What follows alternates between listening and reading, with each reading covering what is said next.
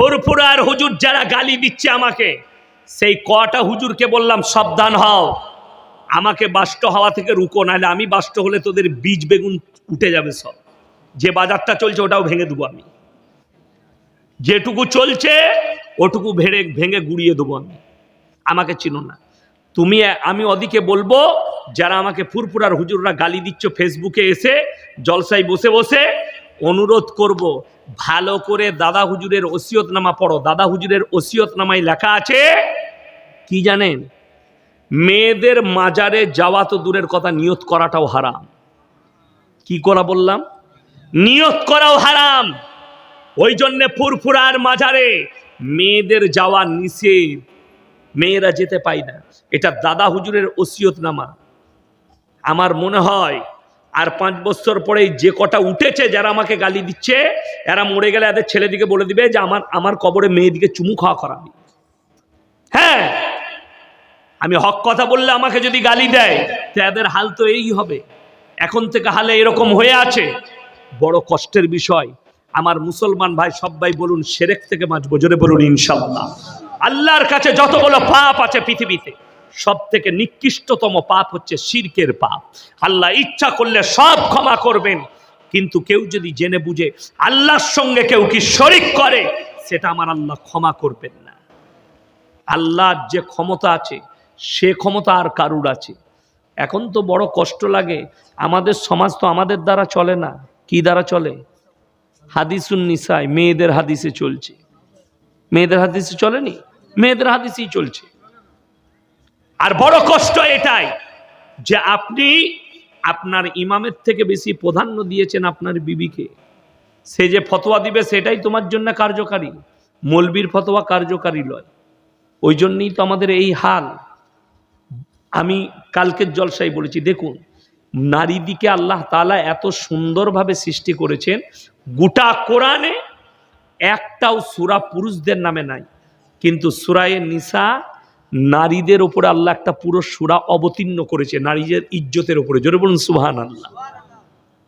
মায়েদিকে এতটা মর্যাদাশীল করেছে। আমি বলে যাই, একটা ডেমো আপনাদিকে দেখাবো, রাগ করবেন কিন্তু ডেমোটা দেখালে। এই জন্যই দেখাবো ডেমোটা, আপনার চোখটা খুলে যাবে কেন বিবিদিকে ঢাকতে হয়, কেন ঢাকবেন।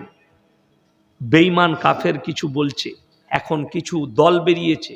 হিজবুত তৌহিদের একটা মেয়ে বক্তব্য দিচ্ছে, তাদের ইমাম, যে আল্লাহর নবীর বিবিও তিনি ব্যবসায়ী ছিলেন, ব্যবসা করেছেন। কে? মা খাদিজাতুল কুবরা রাদিয়াল্লাহু তাআলা আনহা। তিজারত করতেন। 10টা বড় ব্যবসায়ী মেয়ের মধ্যে মা খাদিজা একজন ছিলেন পুরো আরব দুনিয়ার মধ্যে। জোরে বলুন সুবহানাল্লাহ। এত বড় ব্যবসায়ী ছিলেন, মালকিন ছিলেন। 100টা উটের উপরে মাল যেত তার, এত বড় মালকিন ছিলেন। কিন্তু এই হারামখোরদের জানা নাই যেদিন থেকে নবীজির সঙ্গে বিয়ে হয়েছে, বিয়ের পরেও তিনি ব্যবসা করেছেন, কিন্তু আল্লাহর যেদিন থেকে হুকুম হলো পর্দা ফরজ, সেদিন থেকে একটা নবীর একটা বিবিও নিজের আর হুজরাখানা থেকে পা বার করেননি। জোরে বলুন সুবহানাল্লাহ। এটা হচ্ছে সহিহ হাদিস।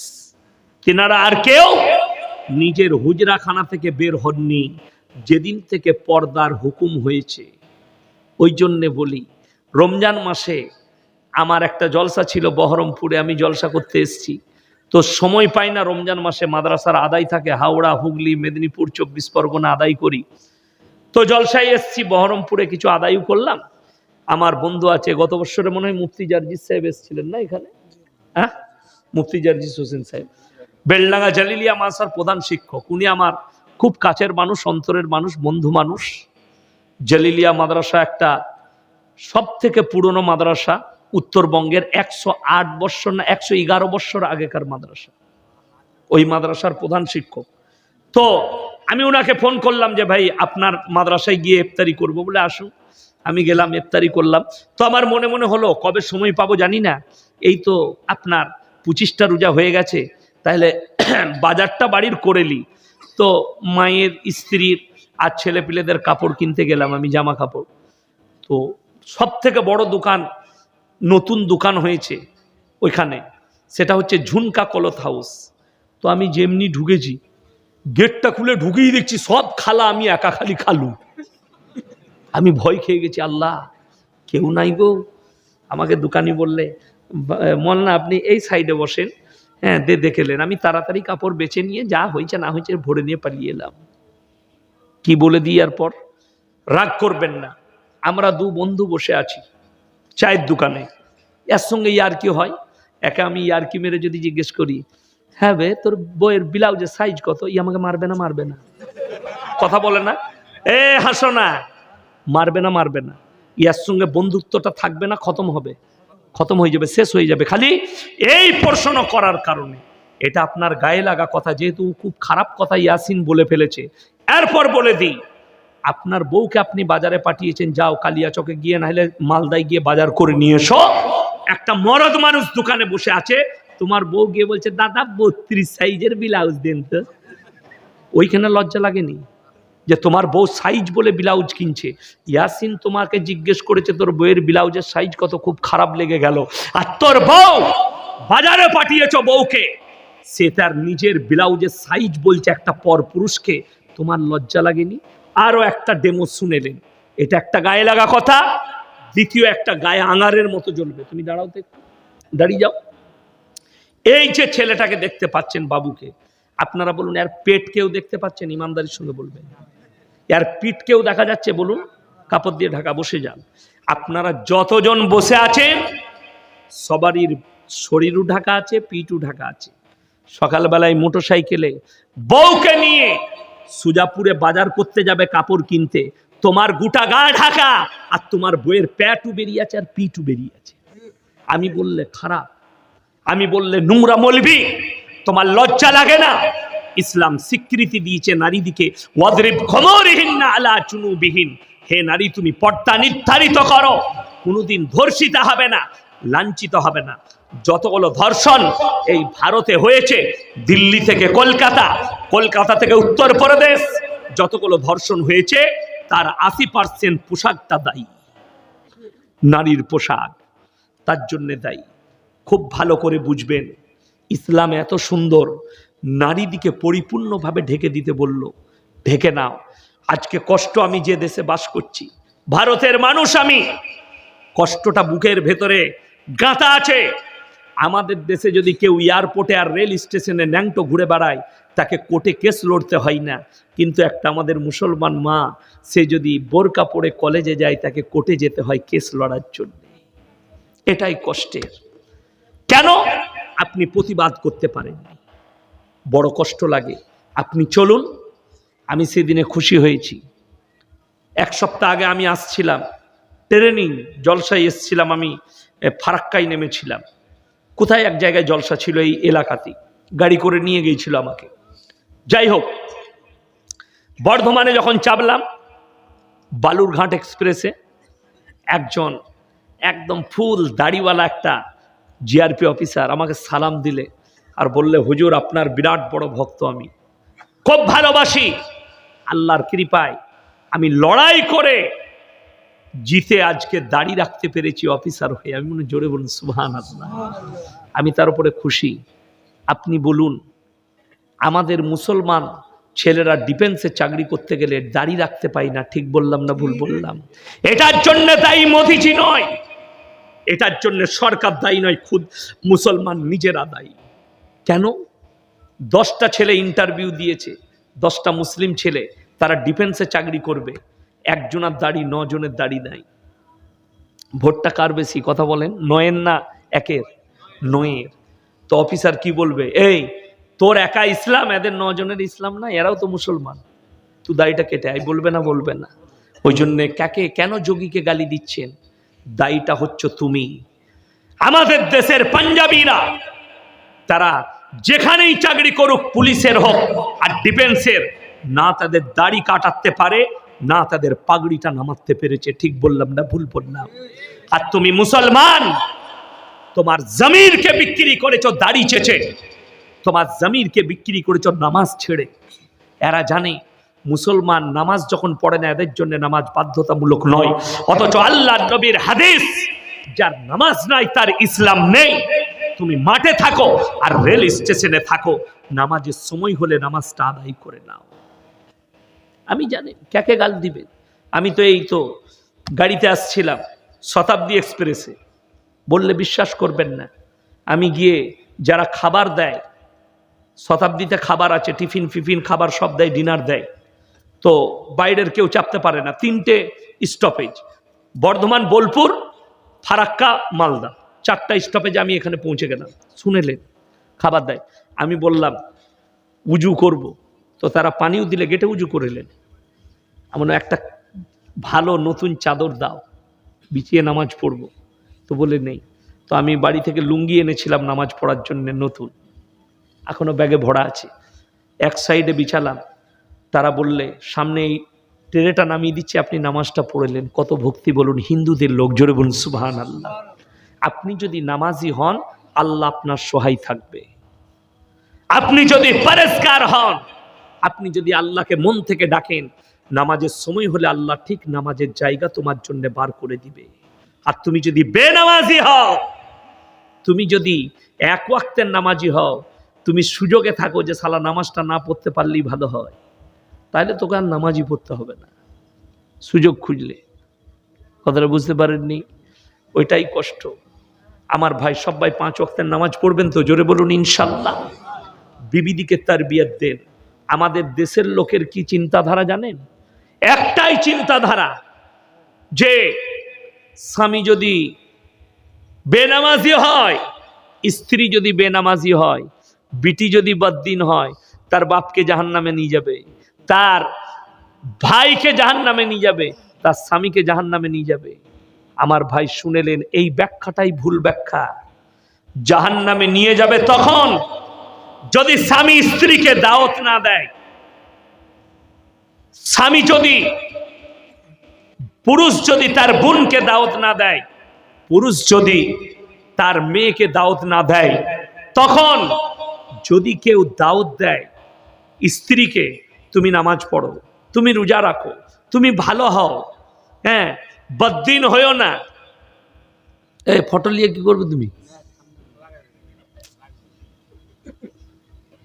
আমার ভাই, সেই স্ত্রীর কাছ থেকে স্বামী কিয়ামতের দিনে বেঁচে যাবে। ওই জন্য স্ত্রীকে সবাই দাওয়াত দিবেন, জোরে বলুন ইনশাআল্লাহ। না মানলে সে আল্লাহর কাছে জবাব দিবে। কি করবে? সে কার কাছে জবাব দিবে? আল্লাহর কাছে। আপনি যদি আপনার স্ত্রীকে না দাওয়াত দেন, তখন আপনি ফেরে পড়বেন। আর আপনি যদি কন্টিনিউ দাওয়াত দিয়ে যান আপনার পরিবারকে, আপনার মেয়েকে, আপনার বিটিকে, আপনার বোনকে, আপনার স্ত্রীকে, কিয়ামতের দিনে আল্লাহ আপনাকে ক্লিয়ার করে দেবে, যেহেতু আপনি দাওয়াত দিয়েছেন, তারা কবুল করেনি, আল্লাহ তাদেরকেও জ্ঞান দিয়েছিল। স্ত্রী তোমরা শোনো, স্বামী যদি সুদ খায়, স্বামী যদি হারাম কাজ করে, তাকে তোমরা দাওয়াত দাও, হে আমার স্বামী হারাম থেকে বেরিয়ে এসো, নামাজ পড়ো। স্বামী যদি তারপরে না মারে, স্ত্রী আল কিয়ামতের দিন আল্লাহর কাছে দায়ী থাকবে না। যদি কেউ বলেন না, স্বামী স্ত্রী যদি বদ্দিন হয়, স্বামী দাওয়াত দেখ আর না দেখ, আল্লাহর কাছে পাকড়াও হবে, এটা ভুল ব্যাখ্যা। তাইলে বলে দিই, হযরতে নূহ নবীর স্ত্রী জাহান্নামে যাবে, তাহলে নূহ নবী কি করবে? কথাটা বুঝতে পারেননি? কোরআন বলছে লূত নবীর বিবি জাহান্নামে যাবে, লূত নবী কিন্তু জান্নাতি, জোরে বলুন সুবহানাল্লাহ। ফিরাউন জাহান্নামে যাবে, ফিরাউনের বিবি আসিয়া জান্নাতি, জোরে বলুন সুবহানাল্লাহ। আল্লাহ এখানে দেখিয়ে দিয়েছেন যে যদি তোমার বিবি ভালো হয়, স্বামী যদি অপদার্থ হয়, স্বামীকে যদি দাওয়াত দেয় আর কবুল না করে, স্বামী জাহান্নামে যাবে আর স্ত্রী জান্নাতে যাবে। স্ত্রী যদি খারাপ হয়, স্বামী যদি পরেজগার মুত্তাকি মুমিন হয়, সে যদি স্ত্রীকে বারবার দাওয়াত দেয়, সে যদি ফিরে না আসে, কিয়ামতের দিনে স্ত্রী জাহান্নামে যাবে, স্বামী জান্নাতে যাবে। এটার জন্য কেউ দায়ী হবে না, জোরে বলুন সুবহানাল্লাহ। দায়ী ওই সময়, আমার বোন যা করছে ভালো করছে, এই ভাই দায়ী। আমার স্ত্রী যা করছে ঠিক করছে, এই স্বামী দায়ী হবে কিয়ামতের দিনে। আলহামদুলিল্লাহ। ওই জন্যে প্রত্যেকটা ভাই নিয়ত করেলেন, আজ থেকে আমরা নিজেদের স্ত্রী দিকে, পরিবারকে দাওয়াত দেব, জোরে বলুন ইনশাআল্লাহ। কেন দিবেন? আল্লাহ কিন্তু হুকুম দিয়েছেন কোরআনে, জোরে বলুন সুবহানাল্লাহ। কি হুকুম দিয়েছেন? ইয়া আইয়ুহাল্লাযীনা আমানু কুলু আনফুসাকুম ওয়া আহলিকুম নারা। হে ঈমানদার ব্যক্তিরা, তোমরা শুনে নাও, নিজেদিকে জাহান্নামের আগুন থেকে বাঁচাও এবং তোমার আহলে বর্গকে বাঁচাও। তোমার প্রতিবেশী নামাজ পড়ে না, তোমার চাচা নামাজ পড়ে না, স্ত্রী পড়ে না, ভাই পড়ে না, বেটা পড়ে না, সকলকে দাওয়াত তোমরা দিবে। জোরে বলুন ইনশাআল্লাহ। যে নামাজ পড়ে না, আপনি একজন গ্রামের নামাজি ব্যক্তি, রাস্তা দিয়ে আসছেন, নামাজ পড়ে না, আপনি তাকে বলেন, ভাই আজান হয়েছে, মসজিদে চল। আমাদের দেশের কিছু লোকের একটা রোগ খারাপ আছে, কি বলুন তো? 3 ঘন্টা চায়ের দোকানে আড্ডা মারবে, নামাজের লেগে দাওয়াত দেন, বলে ভাই সময় হয়ে উঠছে না, তো চেষ্টা করছি অনেক, কিন্তু হারাম করে 3 ঘন্টা চায়ের দোকানে বসে গল্প করছি। ঠিক বললাম না ভুল বললাম? হ্যাঁ, তুমি 3 ঘন্টা চায়ের দোকানে কাটাচ্ছ, কমপক্ষে এক ওয়াক্তে আমার বাবাজিরা ক মিনিট সময় লাগবে? 10 মিনিট। 5-10 কত? 50। কোরআন তেলাওয়াত আছে, তসবিহ আছে, ইত্যাদি আমল আছে, দিয়ে আপনি 2 ঘন্টা বাদ দেন, 24 ঘন্টায় 2 ঘন্টা বাদ গেলে কত থাকে? 22। যারা বিশেষজ্ঞ সাইকোলজি ডাক্তার যারা, তারা বলছে একটা সুস্থ মানুষ 6 ঘন্টার বেশি ঘুমাবে না। কত? 6 ঘন্টা। 6 ঘন্টা যদি ঘুমায়, সেই ঘুমটাই হচ্ছে সুস্থ লোকের ঘুম। যদি 6 ঘন্টা বাদ দেন, 6 আর 2 8 ঘন্টা গেল, 24 ঘন্টার কত রইল? 16 ঘন্টা। 16 ঘন্টায় বিবি, বাল বাচ্চা, প্রতিবেশী, আত্মীয় স্বজন সব করুন, ব্যবসা বাণিজ্য। আমার আল্লাহ নিষেধ করেনি ব্যবসা করতে, আমার আল্লাহ নিষেধ করেনি। কেউ যদি বলে মসজিদে ঢুকে গেলে আর বেরোনো চলবে না, এরকম কোনো হুজুরের মৌলবীর বয়ান শুনেছেন? শুনেননি, আর শুনতেও পাবেন না। কেউ যদি বলে মসজিদে ঢুকলে আর বেরোনো যাবে না, সেই মৌলবীর ইলম কালাম নাই। কোরআন খুলেন, সূরায়ে জুমআ। কোন সূরা বললাম? সূরায়ে জুমআ। ইয়া আইয়ুহাল্লাযীনা আমানু ইযা নুদিয়া লিস-সালাতি মিন ইয়াউমিল জুমআ ফাসাউ ইলা যিকরিল্লাহি ওয়া যারুল বাই যালিকুম খায়রুল লাকুম ইন কুনতুম তা'লামুন। হে আমার নবী, বলে দাও, জুম্মার দিনে যখন তোমাদিকে ডাক দেওয়া হয়, ব্যবসা বাণিজ্য ফেলে দাও, ব্যবসা বন্ধ করো, খেতি বাড়ি বন্ধ করো, আর আল্লাহর ঘরের দিকে ধাবিত হও, ছুটে চলে এসো, আল্লাহর ঘরে প্রবেশ করো। পরের আয়াতে আল্লাহ বললেন, ফাইদা কুদিয়াতিস সালাতু ফান্তাশিরু ফিল আরদ ওয়াবতাগু মিন ফাদলিল্লাহ ওয়াজকুরুল্লাহা কাসীরান লাআল্লাকুম তুফলিহুন। হে আমার নবী, তাদেরকে বলে দাও, শুনিয়ে দাও, যখন নামাজ হয়ে যাবে আবার তোমরা হালাল রুজির সন্ধানে পৃথিবীতে ছড়িয়ে পড়ো। জোরে বলুন সুবহানাল্লাহ। হালাল রুজির সন্ধানে পৃথিবীতে আবার ছড়িয়ে পড়ো, নামাজ কেউ ছাড়বো না। জোরে বলুন ইনশাআল্লাহ। হার হালতে নবীজি বলেছেন, যার নামাজ নাই তার ইসলাম নেই। আপনার নামাজ নেই, আপনার মধ্যে ইসলাম এলো না। খুব ভালো করে বুঝবেন, নামাজ আছে, ইসলাম আপনার মধ্যে আছে। নামাজ হচ্ছে এমন একটা হাতিয়ার, এই নিয়তে আমার নবীজি বলেছেন, ফাইন্নাহু ইয়ারাক। তোমরা নামাজ পড়লে মনে মনে ভাববে, আমি আল্লাহকে দেখতে পাই বা না পাই, আমার আল্লাহ আমাকে অবশ্যই দেখছেন, এটা বলবে। আমার ভাই, দুশ্মনী কারোর সঙ্গে নাই, আমার দুশ্মনী তাদের সঙ্গে যারা আল্লাহ বিরোধী কাজ করে। আমার দুশ্মনী তাদের সঙ্গে যারা আল্লাহ ছাড়া অপরকে রব হিসাবে মানে। আমার দুশ্মনী তাদের সঙ্গে যারা ইসলামকে বিকৃত ঘটায়। তা না হলে আমি সেদিনে জলসায় গিয়েছিলাম, জাঙ্গিপাড়ায় জলসা ছিল, তো আমি তোহা সিদ্দিকের বাড়ির সামনে দিয়ে পেরুচ্ছিলাম, তো আমি দাঁড়ালাম, ভেতরে নিয়ে গেল, চা খাওয়ালো আমাকে, কোনো ব্যাপার নাই। আমাকে ঘুরিয়ে মাদ্রাসা দেখালো, ওনার মাদ্রাসা আছে। ফুরফুরার যে হুজুর কটা গালি দিচ্ছেন, তাদেরকে অনুরোধ করে বলবো একটু হাদিস কোরআনের চর্চা করবেন, গালি দেওয়ার আগে একটু করবেন।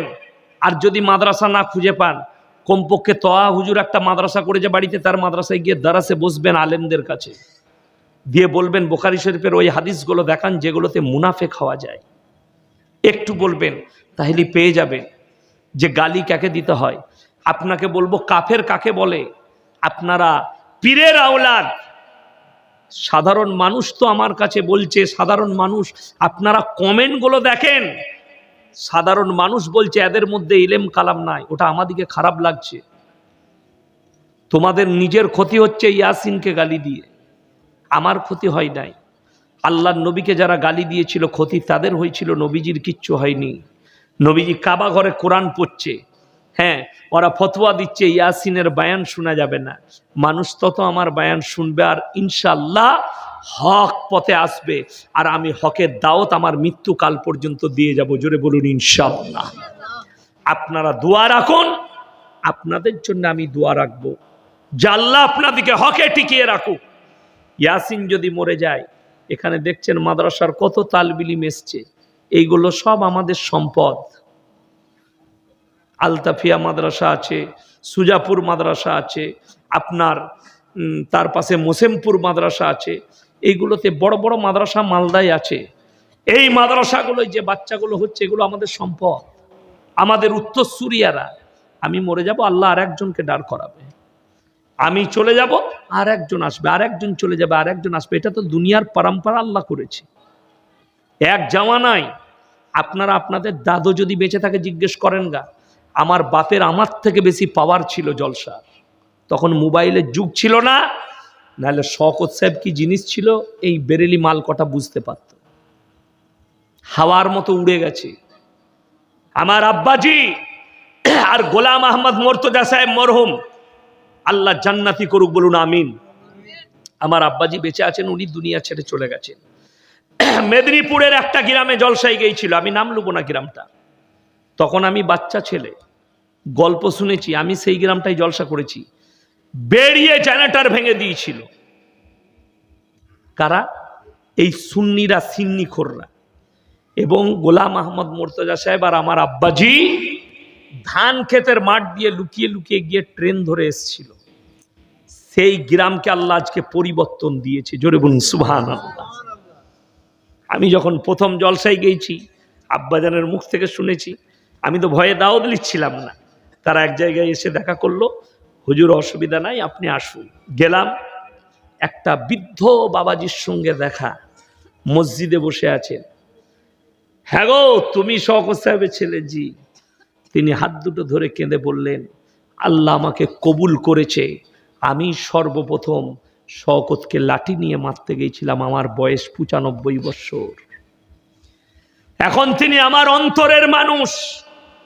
আমি শিরক বেদাত বুঝতে পেরেছি, কুফরি থেকে সরে এসেছি। আমাদের হুজুররা লাচিয়েছিল, এই দুটো বক্তাকে পেলে বেরিয়ে মেরে দিবি। আমি বললাম, তারা কোন আলেম যারা একটা আলেমকে মারতে বলে? আর আমি আপনাকে বলে যাচ্ছি, যে দরেলি আলেম হোক, সম্মানের সঙ্গে কথা বলবেন, গালিগোলজ করবেন না।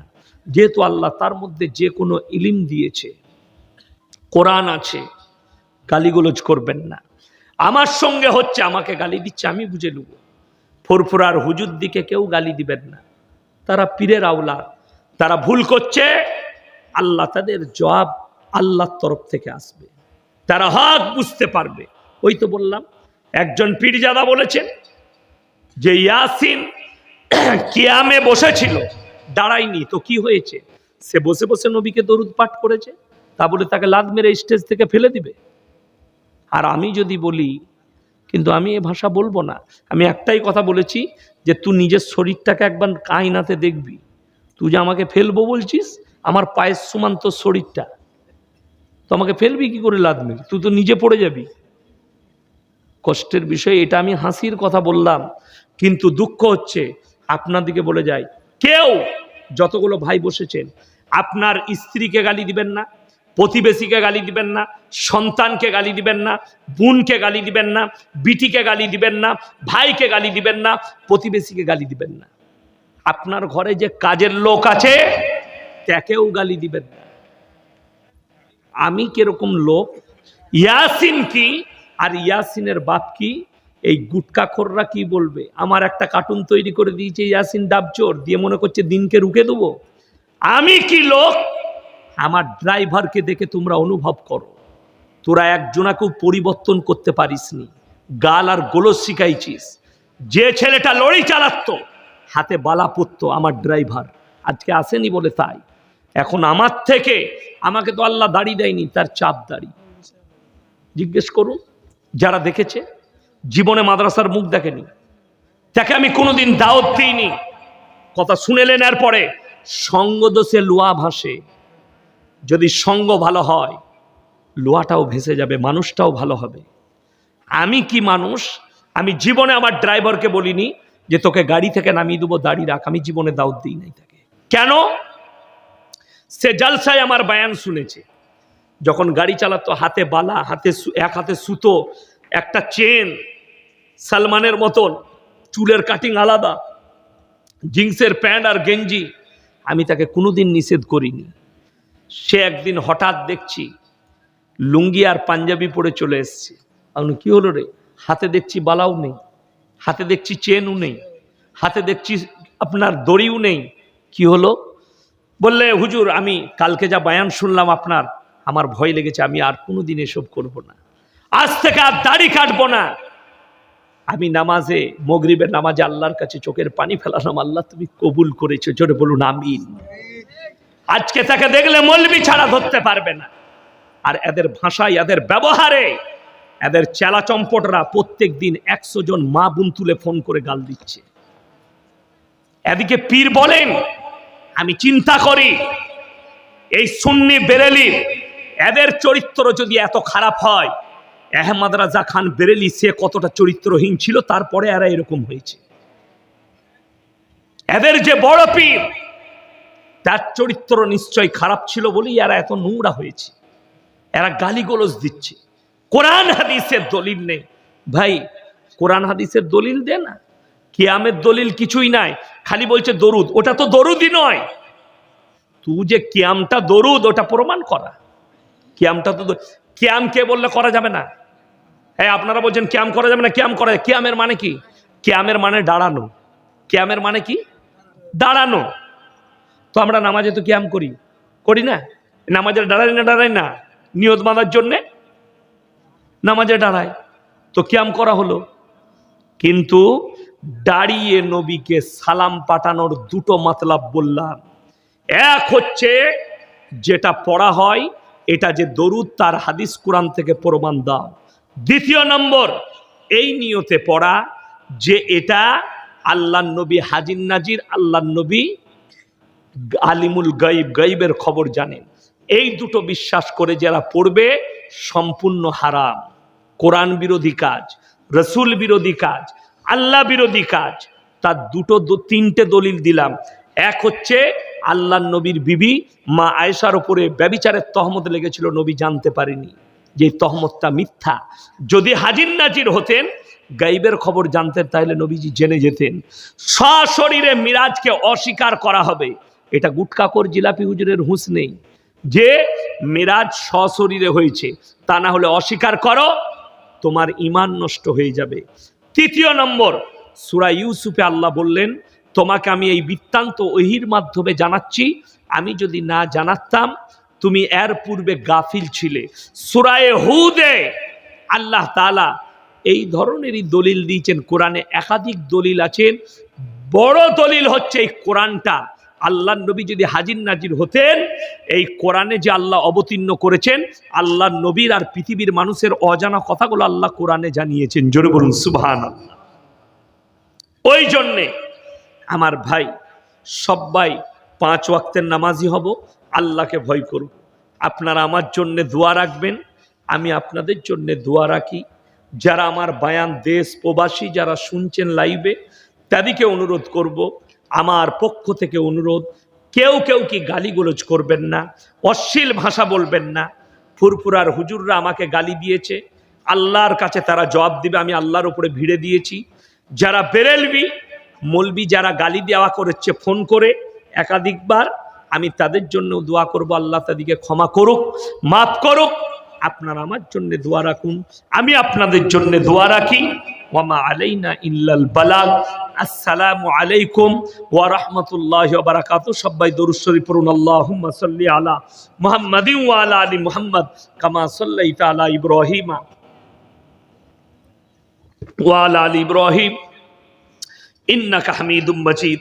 আল্লাহুম্মা বারিক আলা মুহাম্মাদিন ওয়া আলা আলি মুহাম্মাদ কামা বারাকতা আলা ইব্রাহিম ওয়া আলা আলি ইব্রাহিম ইন্নাকা হামিদুম মাজিদ। রব্বানা আতিনা ফিদ দুনিয়া হাসানা ওয়া ফিল আখিরাতি হাসানা ওয়া কিনা আযাবান নার।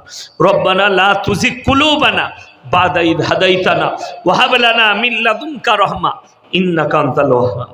রব্বানা ইগফির লানা ওয়া লিইখওয়ানিল্লাযীনা সাবাকুনা বিল ঈমান ওয়া লা তাজআল ফী কুলুবিনা গিল্লাল লিল্লাযীনা আমানু রব্বানা ইন্নাকা রাউফুর রহিম।